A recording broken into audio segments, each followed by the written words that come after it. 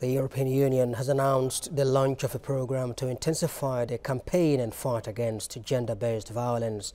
The European Union ambassador disclosed this at a celebration of the end of the 16 days of activism and the celebration of Global Human Rights Day. We'll have details in the following report.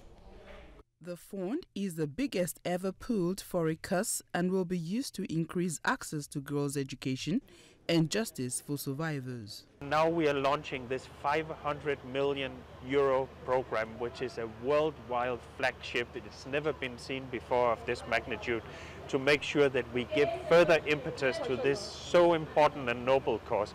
And Nigeria, I'm happy to say, has been selected as one of the main countries, as a pilot country. One of the 5-6 countries in Africa selected Nigeria is amongst them. So this will give a saltwater injection in terms of increasing the work with this over the coming years. So we are not just supporting a campaign that takes place for 16 days. We are actually converting words into actions on the ground also. But it takes everybody working together. Messages in support of the campaign was done in songs and dance by Waje and Kafi. Other celebrities pledged their support for the fight against gender-based violence. And if you're a man and you're being abused, there's no shame in letting people know that you're going through issues.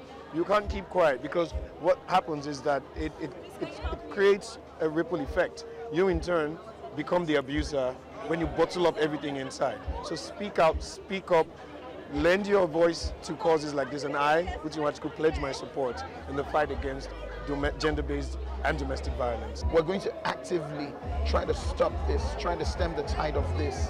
This is not who we are. We're better than this.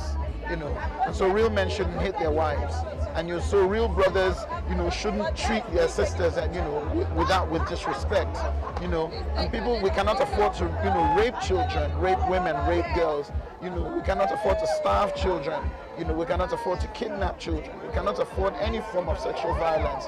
And we must, allow for full integration of women and girls into our society, because they're just, no different. The EU was deliberate in planning the 16 days activism on gender-based violence to end on the Global Human Rights Commemoration Day. But we wanted to make this particular occasion of this Human Rights Day a matter of gender-based violence, a matter of really sending a signal of the importance of protecting and respecting our women and girls in society, and those that fall into the abuse under those situations.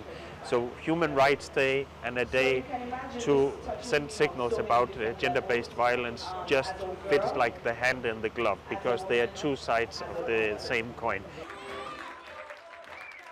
The EU envoy also advocated for more legislation and policy formulation to protect girls and indeed boys against gender-based violence.